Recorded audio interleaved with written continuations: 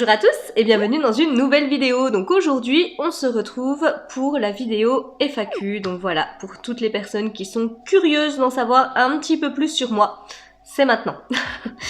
Donc déjà, je voulais vous dire également que si vous passez par ici et que vous n'êtes pas encore abonné à ma chaîne, vraiment il ne faut pas hésiter à le faire, c'est totalement gratuit, sans engagement, ça vous permettra juste de ne pas louper mes prochaines vidéos si vous pensez bien activer les petites alertes, sachant qu'ici vous allez retrouver beaucoup de présentations, de box, des hauls, mais également voilà des petites vidéos qui sortent un petit peu plus de ce quotidien entre guillemets. Et puis également, je vous présente plusieurs calendriers de l'Avent, j'en attends encore quelques-uns, donc si vous aimez ce type de contenu, n'hésitez vraiment pas à nous rejoindre et je vous souhaite par avance la bienvenue. Et pour en revenir donc à la vidéo du jour, effectivement, aujourd'hui, ça y est, je prends le temps de vous la faire, je filme la vidéo FAQ. Alors je vous avoue que ça fait un petit moment, entre guillemets, que j'avais lancé les questions principalement sur Instagram ou alors sur YouTube. Mais je n'ai pas trop eu le temps de vous faire cette vidéo avant, tout simplement parce que je recevais quand même pas mal de box. Voilà, il n'y a pas si longtemps, j'ai reçu en 3 jours 22 colis, donc effectivement pas tout pour ma chaîne, aussi pour la chaîne des box, mais voilà, j'avais pas forcément le temps du coup de vous faire celle-ci, mais ça y est, on y va, c'est parti. Alors je vous avoue que pour les questions un petit peu plus générales comme ça, j'ai pas forcément repris de notes ou quoi parce que voilà, c'est les questions un petit peu classiques entre guillemets. Et puis sinon j'ai gardé à côté de moi justement toutes les questions un petit peu plus spécifiques. Alors déjà, comment je m'appelle? Mon prénom c'est tout simplement Sarah, comme je vous le dis très souvent. On m'a également demandé pourquoi j'avais choisi le pseudo entre guillemets Mie pour ma chaîne. Alors c'est tout simplement mon prénom coréen. Il faut savoir que j'ai été adoptée et qu'à la base, voilà, je suis sud-coréenne, je suis née à Séoul et mon prénom coréen est donc Mie. Donc je vous avoue que c'est un pseudo qui a été assez facilement trouvé. Du coup, j'ai pas été chercher très loin. C'est tout simplement voilà mon prénom coréen qui est du coup également mon deuxième prénom. Donc voilà, mais on va dire au quotidien, je m'appelle Sarah. On m'a ensuite demandé du coup si j'étais mariée, si j'avais des enfants, etc. Alors non, je ne suis pas mariée, mais je suis paxée donc avec mon conjoint depuis maintenant un bon moment, puisque on s'est paxé en juillet 2011 de mémoire, donc voilà. Ça fait déjà un petit moment, sachant que nous nous sommes rencontrés en juillet 2005. Donc voilà, ça fait quand même un petit moment que nous sommes ensemble maintenant. Et donc nous avons 2 enfants, donc Hugo qui a 8 ans maintenant et Alex qui va avoir 5 ans le mois prochain. Et pour anticiper un petit peu l'autre question suivante, mais voilà, vu qu'on parle des enfants, je suis assistante familiale et du coup j'accueille à la maison une petite Dounia qui a donc, qui va avoir 3 ans également au mois de décembre. Voilà un petit peu pour la composition de la famille. Autre petite question, on m'a demandé mon âge, donc j'ai 34 ans, je suis née le 4 août 1986. Donc on m'a également demandé si j'avais des animaux domestiques, la réponse est oui. J'ai donc 2 chiens, si vous me suivez sur la chaîne des box, vous savez du coup que j'ai 2 bergers australiens, donc Nookie et Kinsey. J'ai également 2 chats, donc Gribouille et Maki. Et puis j'ai 3 oies. Bon alors, les noms ont été choisis par les enfants, pour les oies, je précise. Donc nous avons Piplo, Capucine et Thor. Voilà, je vous dis, c'est les enfants qui ont choisi les noms. Nous avons 2 canards de Barbarie, donc Daisy et Saturnin. Et nous avons également 4 poules qui, je vous l'avoue, n'ont pas forcément de nom. Voilà, on les appelle les cocottes quand elles passent, mais voilà. Donc effectivement, il y a des animaux à la maison. Sinon, on m'a également demandé mon parcours professionnel. Donc concernant mon parcours, on va dire qu'à la base, j'étais plutôt dans le commercial, dans le tertiaire, puisque voilà, j'ai fait un BTS MUC, etc. Et du coup, je me suis plus axée dans le domaine bancaire. Donc j'ai travaillé pendant quelques années à la Banque Populaire. Ensuite, j'ai donc travaillé à la Société Générale. J'y suis restée environ 10 ans. Donc ça a été une grosse partie de ma vie, la Société Générale. Je suis ensuite partie dans le courtage en prêt immobilier, mais je n'y suis pas restée très longtemps. Voilà, des amplitudes horaires un petit peu compliquées, etc. Et j'ai fait un petit peu de commercial en Suisse avant du coup de me recentrer un petit peu plus sur les enfants, la famille, etc. Ce qui m'a donc amené, c'est une réflexion qu'on avait depuis un bon moment déjà avec mon conjoint, mais ce qui m'a donc amené entre guillemets à concrétiser le souhait du coup de métier d'assistante familiale. Donc assistante familiale en fait c'est tout simplement famille d'accueil, donc là j'ai une petite fille comme je vous l'ai dit qui vit à la maison, elle vit avec nous au quotidien et puis voilà de temps en temps on l'emmène voir ses parents etc. Donc voilà, mais sinon elle vit vraiment au quotidien avec nous, elle va à l'école de mes enfants etc. Enfin voilà, donc en gros c'est comme si on avait un troisième petit bout de chou à la maison. Oui, et il y a également pas mal de personnes qui m'ont également demandé du coup ce qu'il m'était arrivé au doigt. Alors si voilà j'étais née comme ça, si c'était un accident, etc. Alors écoutez, c'est vrai que je pensais que ça s'était pas trop vu parce que je le cache souvent, j'évite de le montrer, enfin voilà, depuis le nombre d'années maintenant j'ai appris à camoufler ce doigt. Mais pour les personnes qui ne l'avaient pas remarqué, effectivement, j'ai un petit souci à la main gauche, voilà, hein, tout simplement à l'index de la main gauche. Voilà, donc je sais pas si vous l'aurez vu. Oh, ma manucure est pourrie et il faudra vous y faire hein, parce qu'elle va être pourrie un moment. Hein, du fait du confinement, je ne peux pas aller chez mon esthéticienne, donc là, c'est ballot, je devais y aller cette semaine normalement. Mais bref, c'est comme ça. En passant. Donc voilà, j'ai un doigt qui est pas très beau, effectivement. Tout simplement, non, je ne suis pas née comme ça. J'ai eu un accident quand j'étais petite, je devais avoir 4 ans. Et je me suis coupé ce doigt dans un volet. Alors c'est les vieux volets, je sais pas si vous voyez, c'est les volets qui se referment comme ça un petit peu en accordéon. Enfin qui s'ouvrent en accordéon et du coup qu'on peut refermer comme ça. Et on peut également les projeter un petit peu comme ça en avant pour juste les laisser un petit peu entrouverts. Et puis bah moi j'étais petite, j'ai voulu refermer le volet et du coup j'ai fait clac avec ce doigt là. Donc là c'est bon, hein, ça, il y a l'autre côté qui tenait, mais j'ai fait clac pour fermer complètement de l'autre côté et bah ça a fait ciseaux. Donc je me suis, voilà, j'avais complètement, j'avais une phalange et demie en moins on va dire sur ce doigt. Donc ils ont bien réussi à réparer, donc j'ai totalement la mobilité de mon doigt, etc. C'est juste qu'effectivement, c'est pas hyper esthétique, je crois que j'aurais pu faire une opération, on va dire, pour le remettre, le redresser, etc. Mais je vous avoue que non, j'ai pas fait parce que... quand j'étais petite, je pense qu'on m'en a dû me poser la question et puis que j'ai dit que non, hein, voilà. Et puis plus grande après, voilà, ça fait quand même... Ça fait quand même refaire une chirurgie, une anesthésie générale. Il faut retourner quasiment toutes les semaines pour changer les pansements, voir où en sont les points. Je devais quand même avoir 15 ou 16 points de suture, je crois, pour ce doigt. Donc voilà, on me les a retirés à vif. Bref, j'avais peut-être pas forcément envie de revivre tout ça, même si je suis pas hyper sensible à la douleur. C'est d'ailleurs pour ça qu'on me les a enlevés à vif sans anesthésie.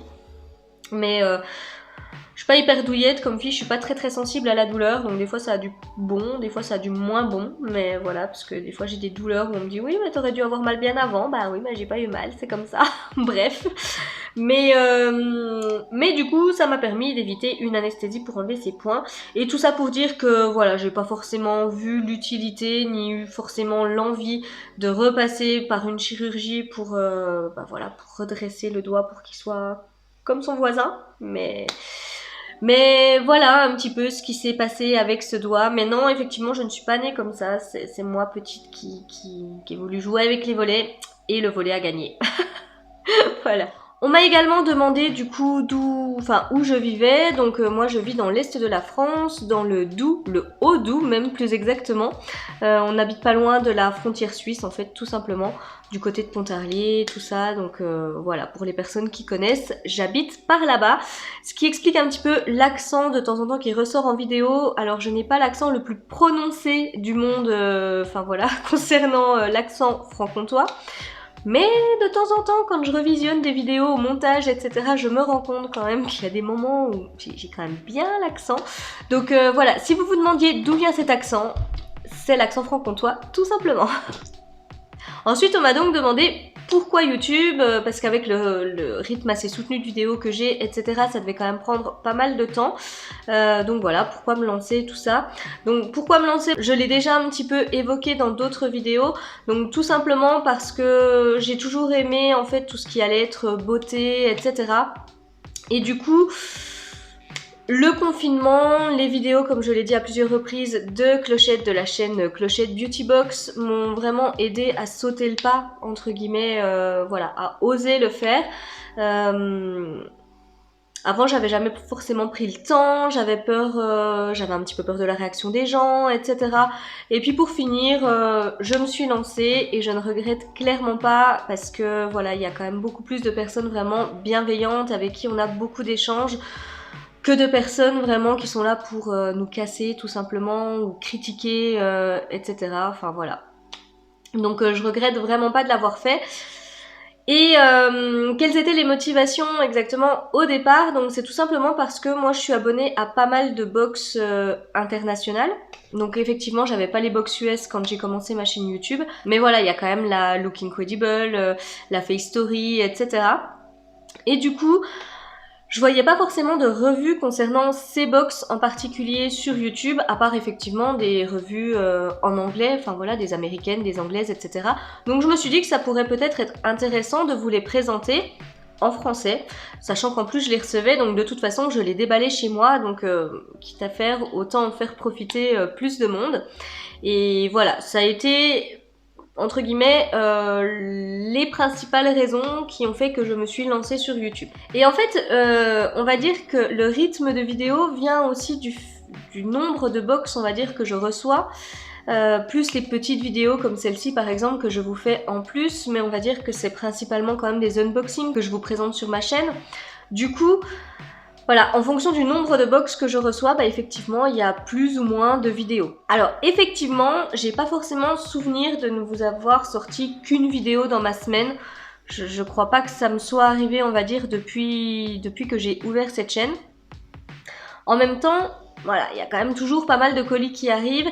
Et puis, j'ai aussi fait le choix de ne pas entre guillemets vous inonder de vidéos parce que par exemple quand je vais recevoir 11 colis dans une journée, je vais pas forcément, parce qu'on va dire que je pourrais le faire, hein, vous sortir 3-4 vidéos dans la même journée et puis bah après rester quelques jours sans vous en sortir et puis vous en ressortir plusieurs, mais je préfère avoir un rythme, on va dire une vidéo par jour. Je pense que c'est pas mal parce que bon, même s'il y a des box du coup que vous voyez peut-être un petit peu en décalé, que j'aurais pu vous présenter le jour même ou le lendemain, il y a peut-être un petit peu de décalage, mais par contre, je trouve que c'est mieux parce que du coup, je ne vous inonde pas non plus de vidéos. Étant donné que je reçois quand même pas mal de box, si je vous sortais vraiment toutes les vidéos, vraiment, on va dire au maximum de ce que je peux monter dans ma journée, à savoir peut-être 3 vidéos, 4, ouais, peut-être pas 4, hein. Déjà 3 vidéos à monter, plus les poster et tout, ça prend déjà pas mal de temps.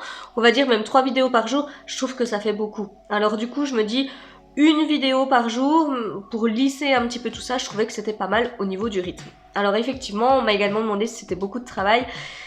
Donc oui, c'est quand même pas mal de job, hein, on va pas se mentir. Moi j'ai la chance de pouvoir travailler du coup à la maison, j'ai également mes matinées quand les enfants vont à l'école, donc c'est aussi pour ça que j'ai du temps on va dire à consacrer à tout ça.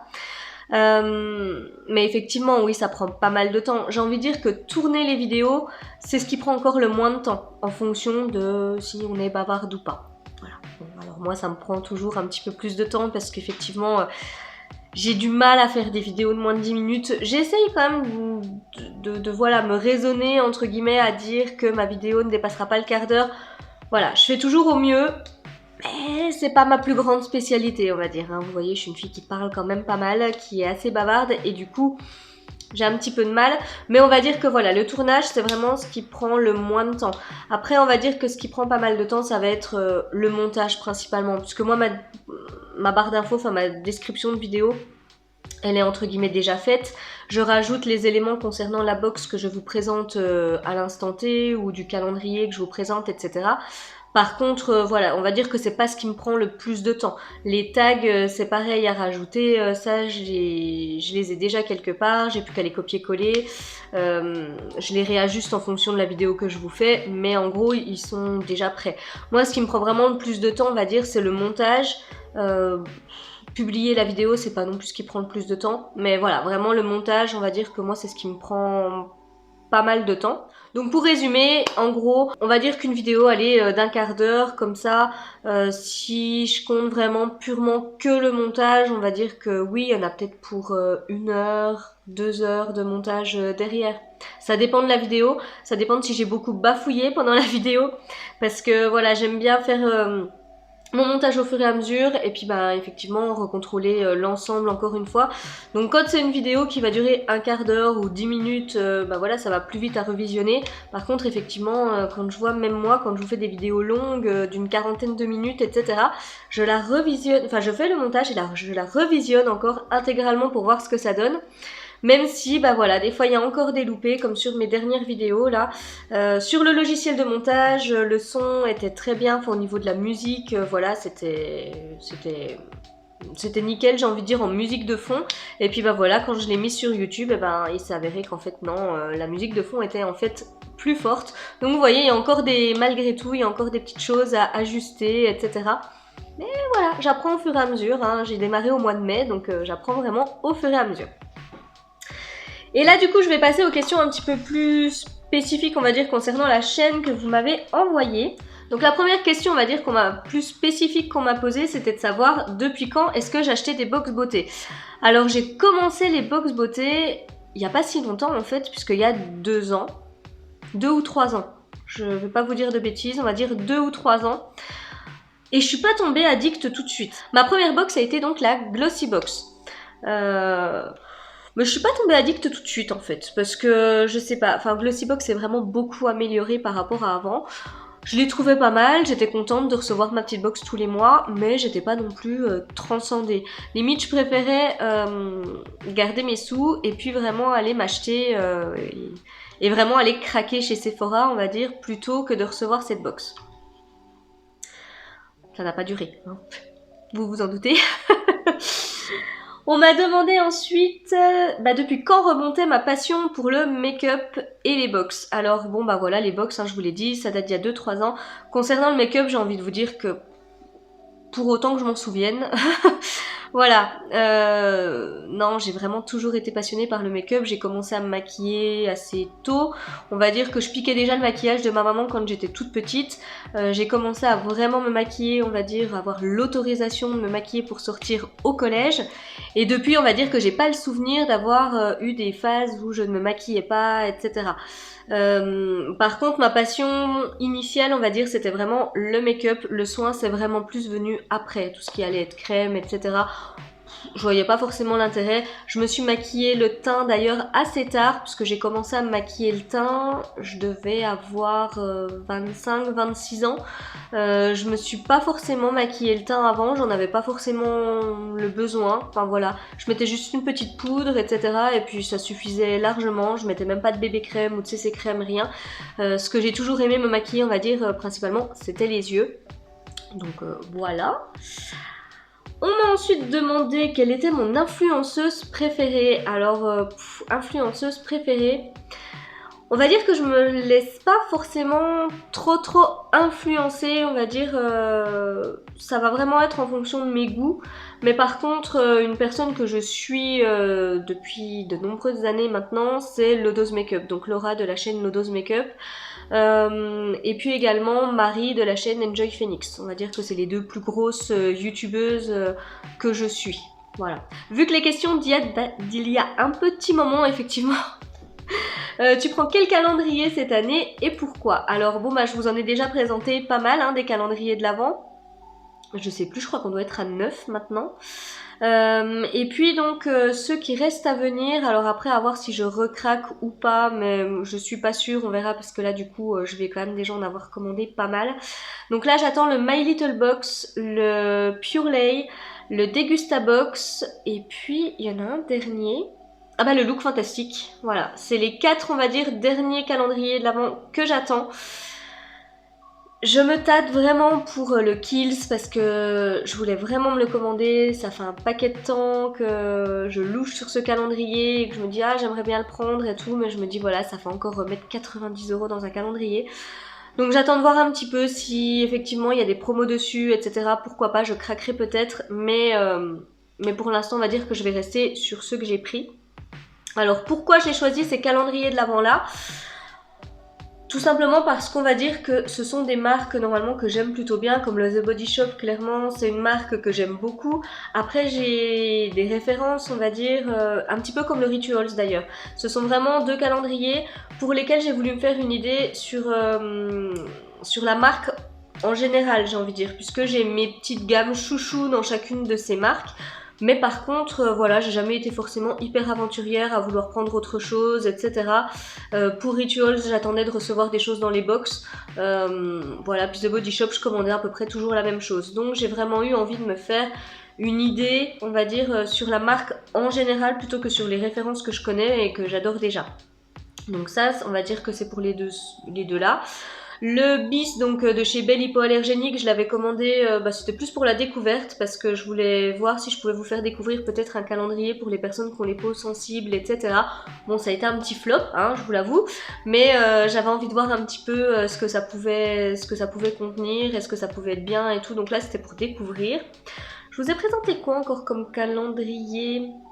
Le Clarins, c'est pareil, c'était tout simplement pour me faire une idée sur la marque Clarins parce que voilà, les soins Clarins coûtent quand même assez cher, on va dire, au niveau des full size. Donc j'avais vraiment envie de pouvoir me faire une idée sur la marque sans forcément me ruiner.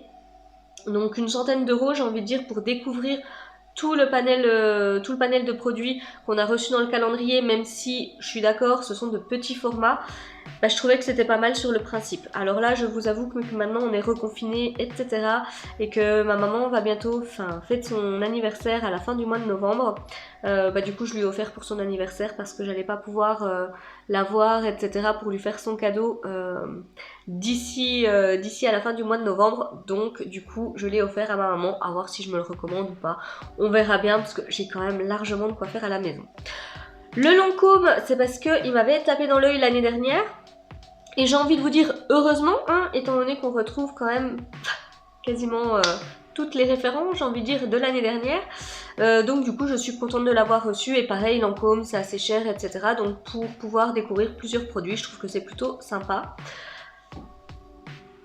Je vous ai présenté quoi aussi? Le Glossy Box, clairement...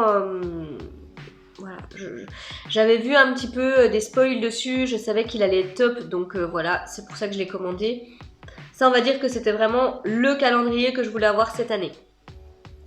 Le calendrier de l'Avent Blissim, donc anciennement Birchbox, je vous avoue que je l'ai tout simplement pris parce que les points fidélité en fait fonctionnaient encore parce que oui, j'ai vu qu'ils nous avaient fait encore autre chose, c'est que maintenant on peut plus appliquer ces codes, enfin ces points sur les Splendistes, les éditions limitées et tout. Bon, alors ça je crois que c'était déjà d'actualité avec l'ancien système, mais le calendrier de l'Avent non plus.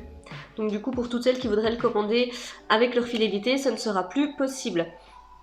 Du coup, moi je suis passée entre les mailles du filet et j'ai pu l'avoir pour 29 €.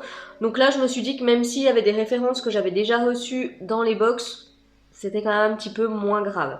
Je vous ai présenté également le L'Oréal, tout simplement parce que beaucoup de full size à l'intérieur. J'avais vraiment envie de me refaire une bonne idée sur la marque L'Oréal que je n'utilise plus forcément trop. Donc voilà, c'était l'occasion avec le calendrier.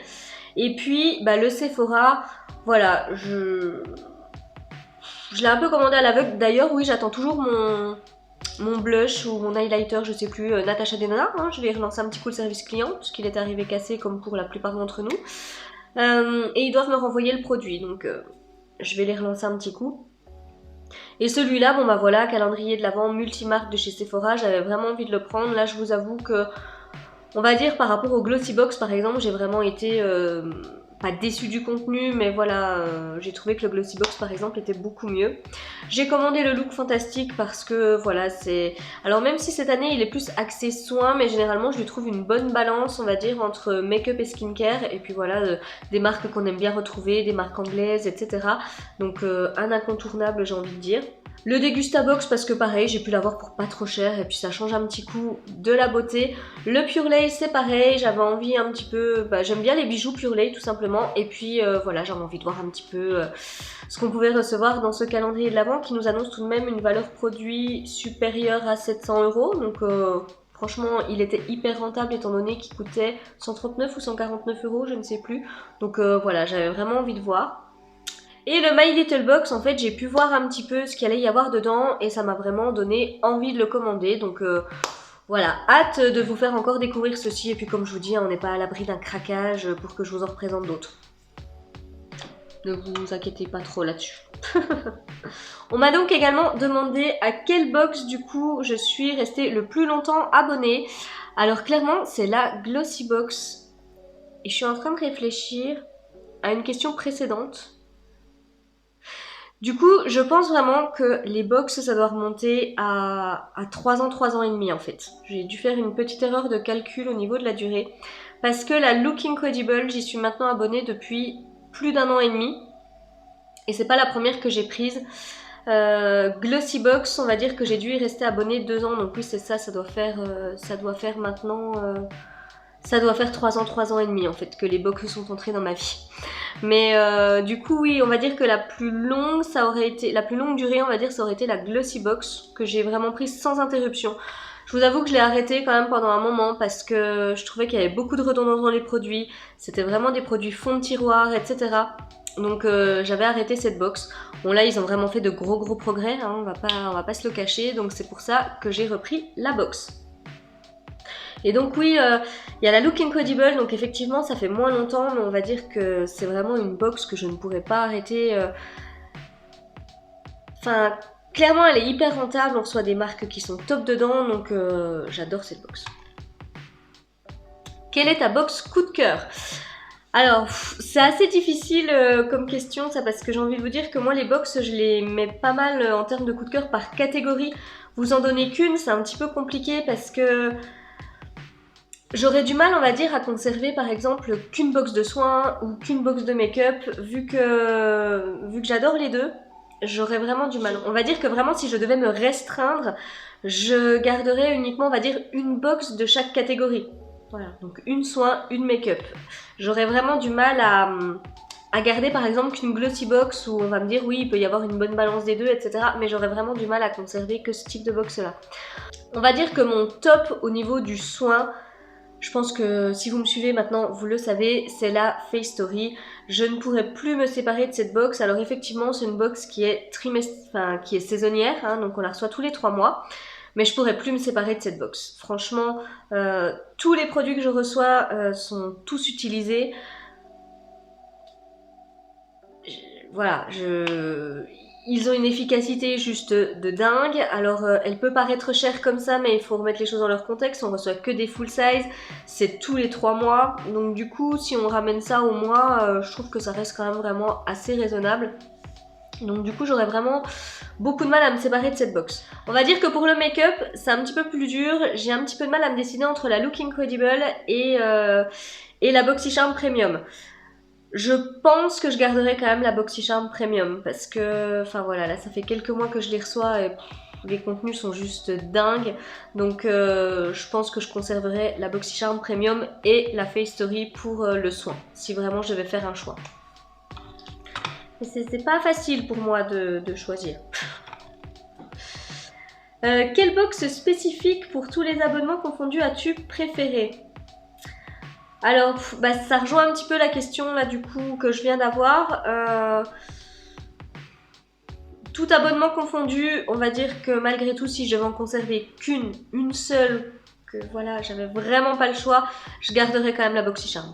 Alors juste après, à voir au niveau des BoxyCharm laquelle vraiment je conserverais, si je conserverais la Premium ou si je conserverais la box de base pour pouvoir tous les 3 mois du coup avoir ma BoxyLuxe. Je sais pas, mais en tous les cas ce serait une BoxyCharm. Quelle box t'a laissé un goût amer quand tu l'as ouverte ? Il y en a plusieurs qui m'ont déjà laissé un petit goût amer, hein. Je pense qu'en plus ça se voit généralement quand je suis pas trop contente. Mais on va dire que la dernière en date, ça aurait été la Blissim d'octobre, hein, la première Blissim d'octobre. J'ai vraiment été hyper déçue, je m'attendais tellement à autre chose. Voilà, pour le changement de nom, etc. Bon, je vous avoue que là, du coup, j'ai reçu celle du mois de novembre tout à l'heure. Et sans avoir trop ouvert, j'ai cru comprendre quand même que le contenu était mieux. Déjà, on nous a fait choisir un produit qui, à la base, déjà annonçait de bonnes choses. Donc, on va voir le contenu, mais je pense que ce sera mieux. Mais en tous les cas, oui, celle du mois d'octobre m'a vraiment laissé un goût amer. J'ai pas aimé la boîte, j'ai pas aimé les produits. Enfin bref, j'ai été hyper déçue. Donc voilà pour ma première vidéo FAQ. Si vous voyez du coup d'autres questions qui du coup n'ont pas été posées pour cette première vidéo, n'hésitez pas du coup à me les laisser en commentaire et puis je répondrai du coup avec plaisir lors d'une prochaine vidéo FAQ, une fois que j'aurai une fois qu'on va dire que j'aurai plusieurs questions. N'hésitez vraiment pas du coup à me demander ce qui vous passe par la tête, etc. Je vous y répondrai avec grand plaisir. En attendant, j'espère que la vidéo vous a plu. Si c'est le cas, n'hésitez pas à me laisser un petit pouce bleu. Laissez-moi des petits commentaires, vous savez que j'adore vous lire. Oui voilà, du coup je n'ai encore pas réussi à rattraper tout mon retard dans les commentaires, mais promis, ce sera fait avant la fin de semaine. Je vous avoue que là j'ai quand même pas mal profité de mes enfants, etc. Faire un petit break de vidéos, de montage, etc. Ça a été pas mal et puis voilà, j'avais vraiment envie de profiter de mes loulous. Déjà qu'on devait faire Halloween en mode confinement, donc du coup j'ai vraiment voulu les maquiller, etc. Enfin bref, donc... c'est pour ça aussi que vous ne l'avez pas vu ce week-end, qu'il n'y a pas eu de vidéo de ce week-end. Merci à toutes les filles du coup qui m'ont répondu sous le petit post que j'ai laissé sur YouTube. Et puis voilà, d'avoir compris que du coup, voilà, là j'avais besoin entre guillemets d'un petit break pour passer un petit peu plus de temps avec ma famille, etc. Sans filmer, sans me coucher à 2h du matin pour filmer. Voilà, donc... en tous les cas, cette fois-ci, ça y est, on reprend un rythme normal, les enfants ont retrouvé l'école, etc. Je peux donc filmer le matin, en journée, sans être crevée, donc petit changement.